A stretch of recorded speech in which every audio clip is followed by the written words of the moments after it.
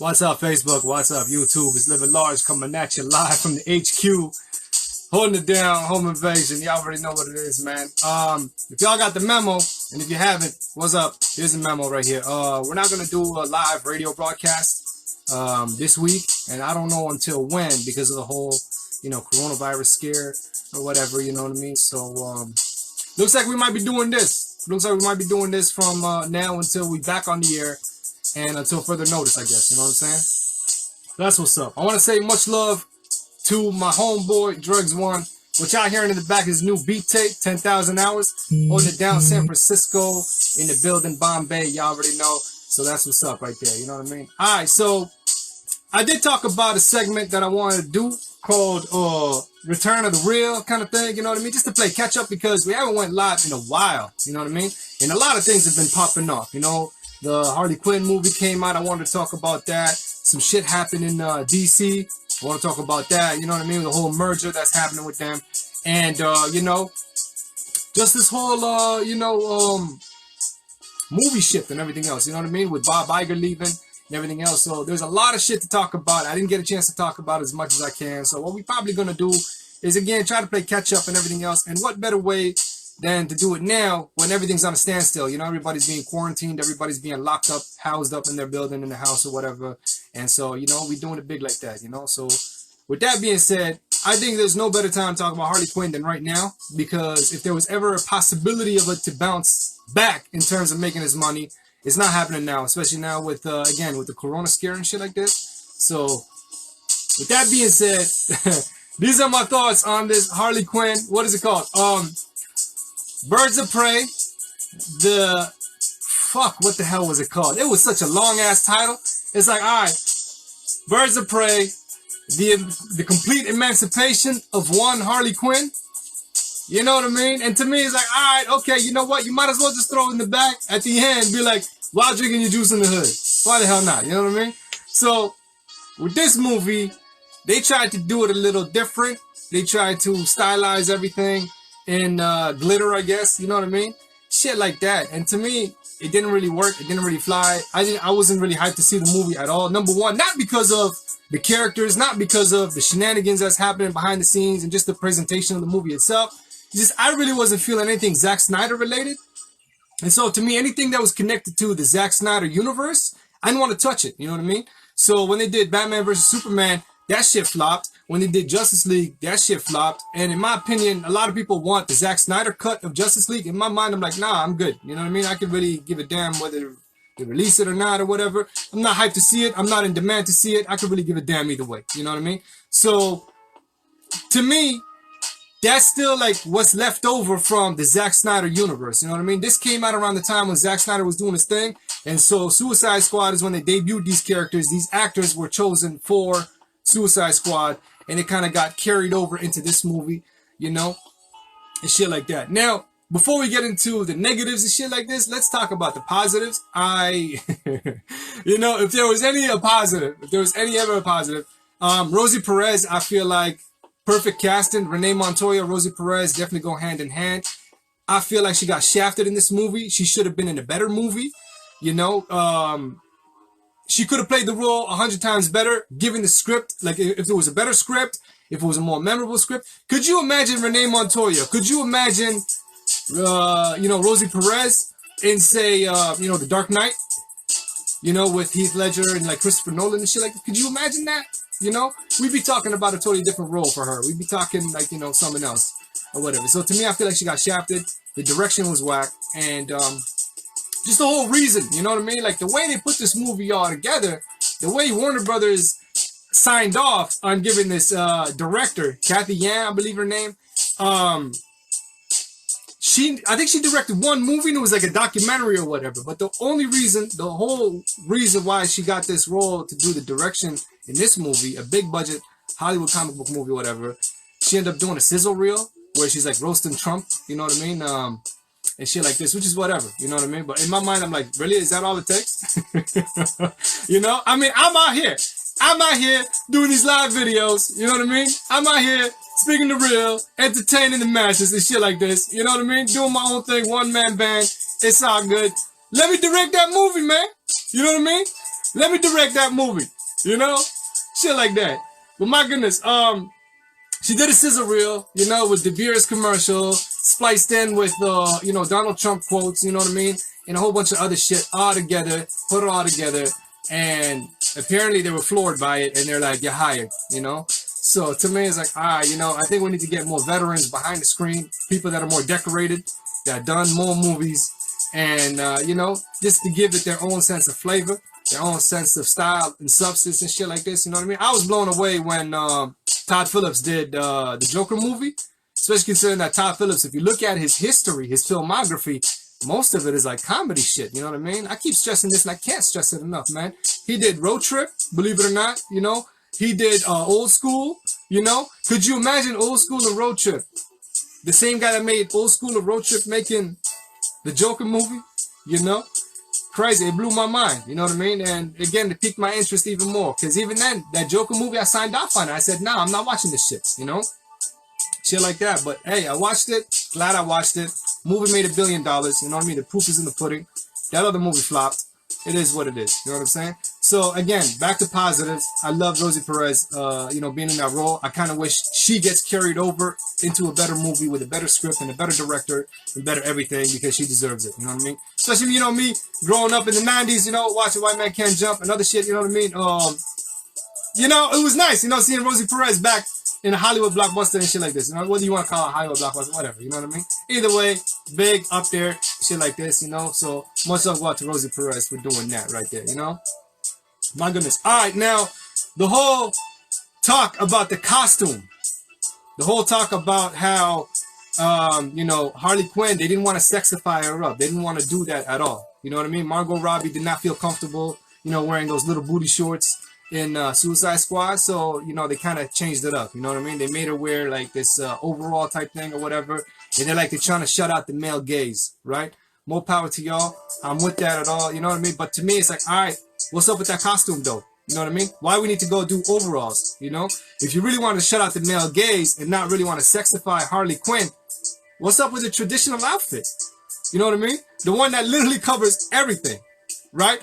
I don't understand this, man. Hollywood right now, the way they want to empower women is by going out and making them get dressed up pretty much in burqas. They want them in burqas. And me being an Arab dude, I can tell you right now, that shit ain't right at all. You know what I mean? That shit ain't right. That shit don't fly at all whatsoever.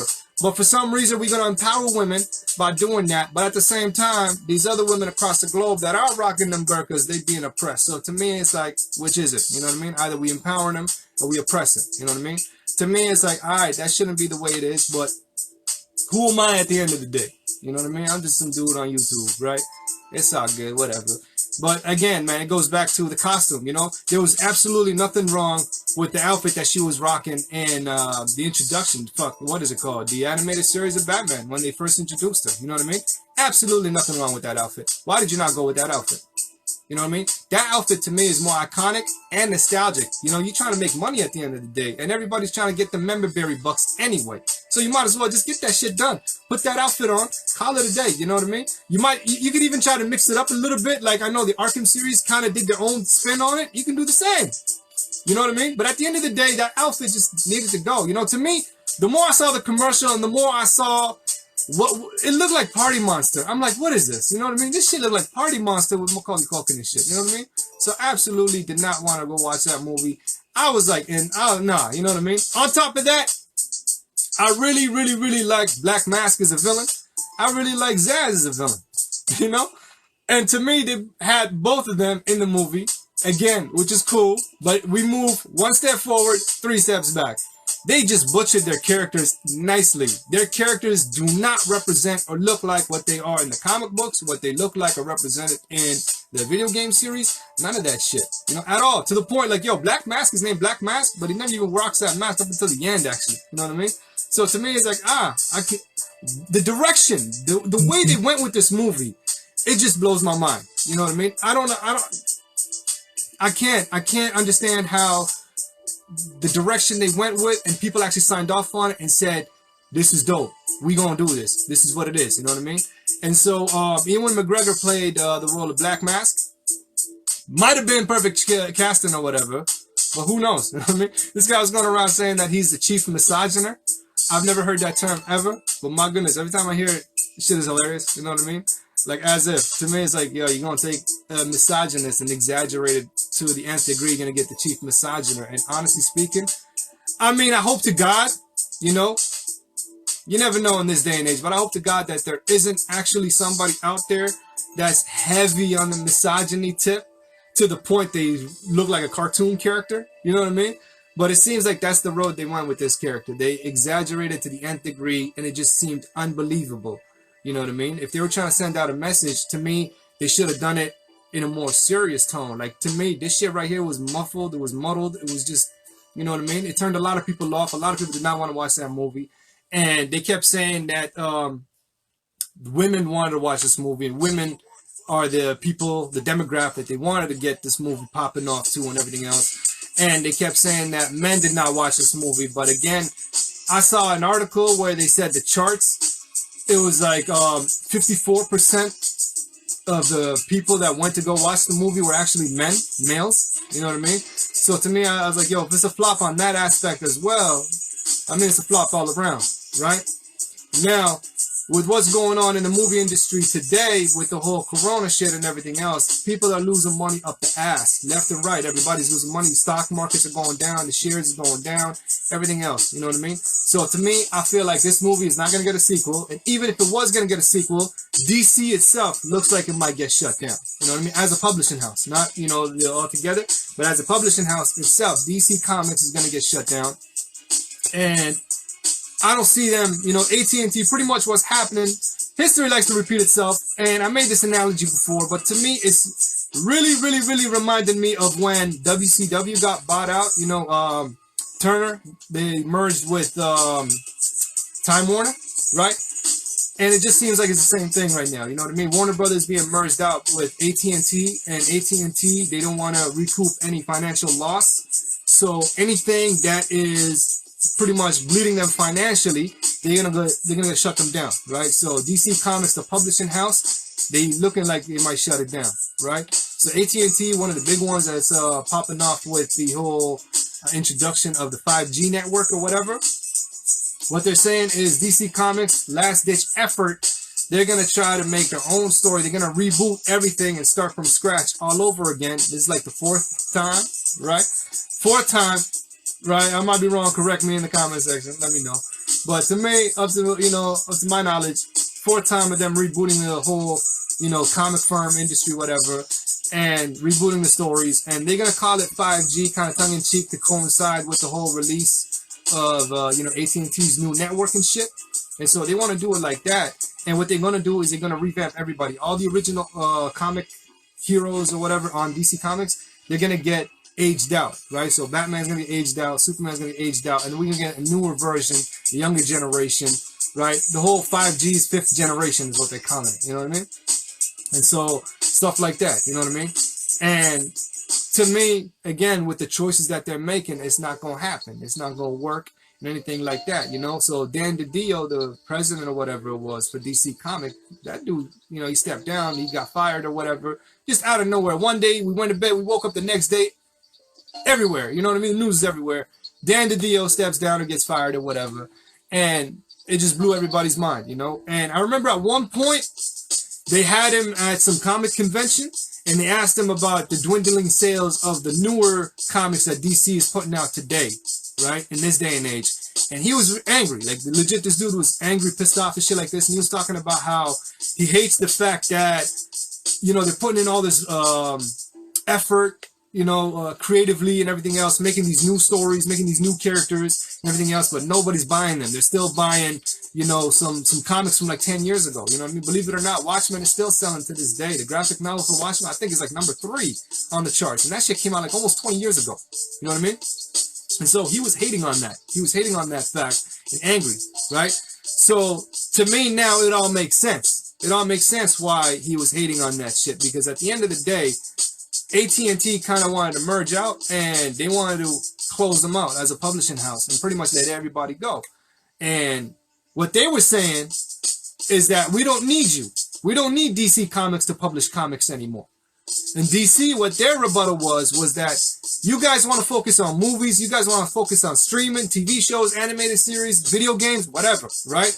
But you guys are going to need a story to go with that. And we're here to provide the stories. We're here to provide the creative, we're pretty much going to be a think tank and put everything out there. And you guys can cherry pick whatever you guys want and put it out there in a new medium, right?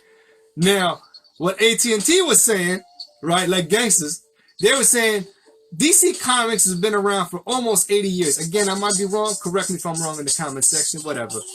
Y'all been around for a long time, right? And everybody, they're not buying your new shit. They're buying the old shit. So if you were to cherry pick and adapt shit into, say, a TV show, an animated series, a video game, we're not going to use your new stories that nobody's vibing with. We're going to be using the old comics. The shit from back then. That's what we're going to use. Right?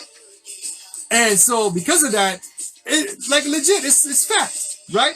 Because of that, DC is looking like it's going to get shut down. And the more days go by, the more likely it's looking like, you know. And it seems like all the publishing duties for their comic characters are going to get, branched out to like different comic organizations, you know what I mean? So Marvel might put out a new Batman comic, believe it or not, you know. Never in my life, never growing up, I've been alive for 33 years, never in my life did I ever think that I'd ever see a Batman with the Marvel comic logo. Never, you know what I mean? But here we are, this is the world we're living in today, you know what I mean?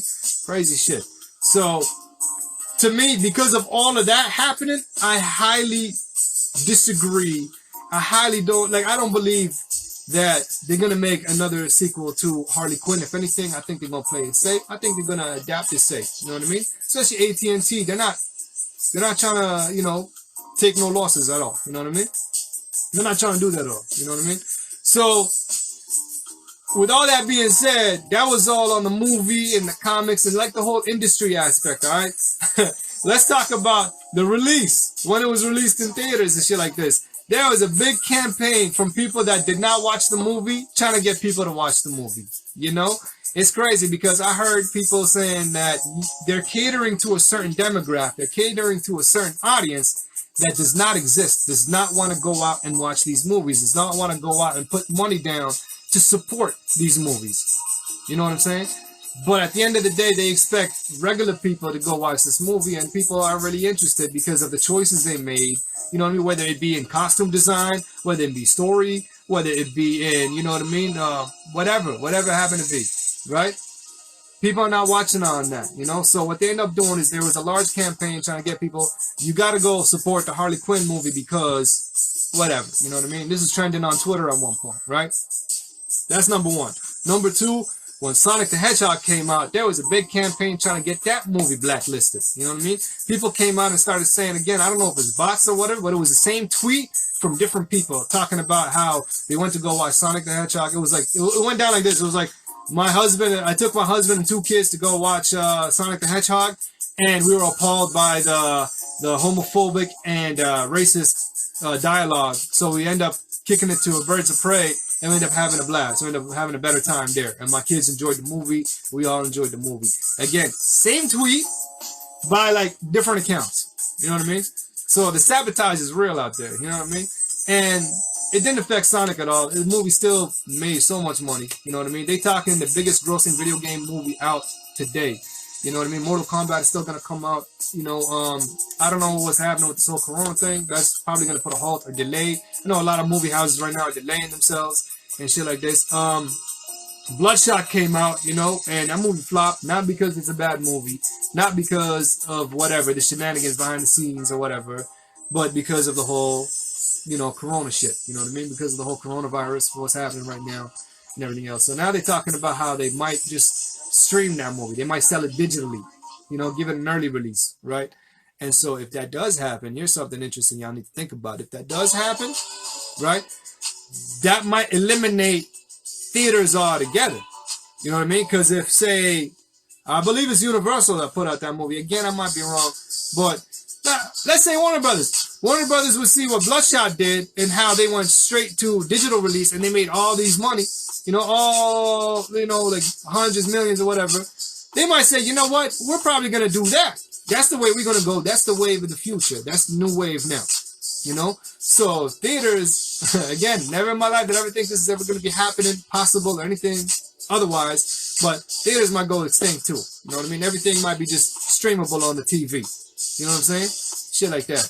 So we'll see what happens. Legit, we'll see what happens. Again, Sonic made a lot of money. I end up watching the Sonic movie, you know.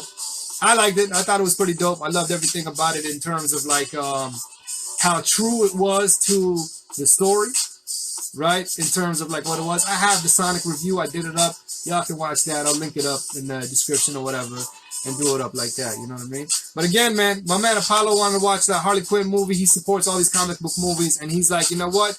In his mind, he's like, these movies need the support, need the money, so that way we can have more of them. Which is cool, and I agree 110%. You know what I mean? So if they're going to make some movie where it's like not based on anything except just with Harley Quinn skin, pretty much, nah, I'm not going to support that. You know what I mean? My money is best spent somewhere else. You know what I'm saying? Shit like that. But yeah, I know there was a lot of other shit that happened in terms of like the Twitter thing, you know?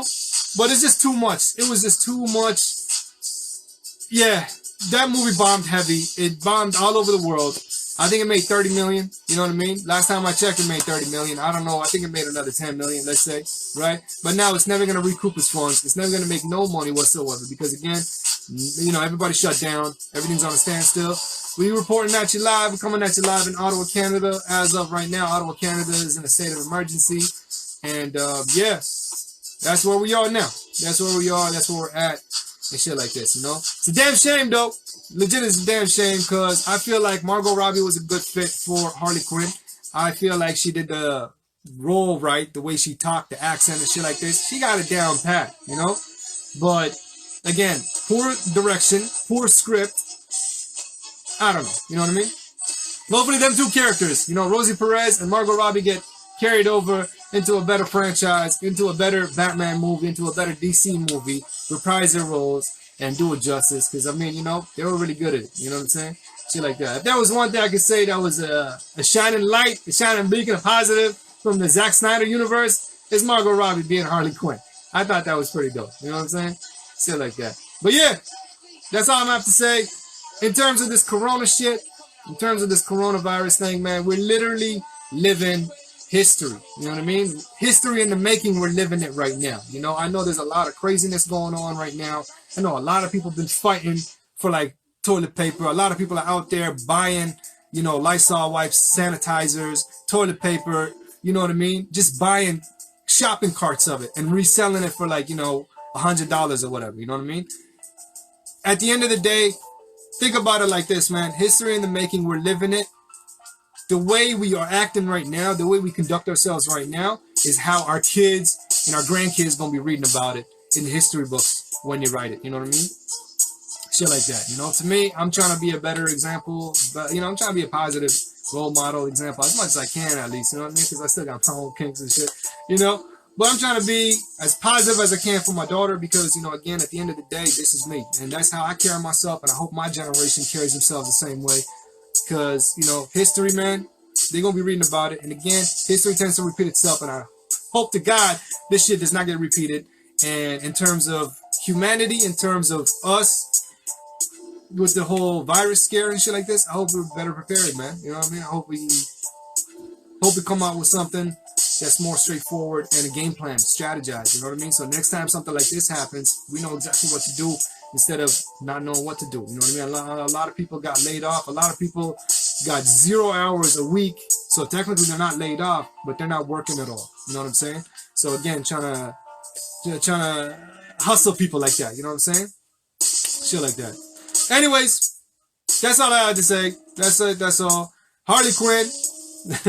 If y'all watched it, let me know what y'all thought. You know, seriously though, let me know what y'all thought in the comment section below. And let me know, you know what I'm saying? It's Return of the Real. You're rocking with Livin Large. It's the home invasion. Rocking. HQ. Y'all already know. Check it out, y'all. Once again, I want to say much love go out to my man Dregs from San Francisco, California, with that new beat tape. Y'all need to check it out. Type in 10,000 hours. Dregs. Y'all already know. You know what I'm saying? Bombay in the house. Livin Large. Out. Take care of yourselves and each other, like Jerry Springer say, baby.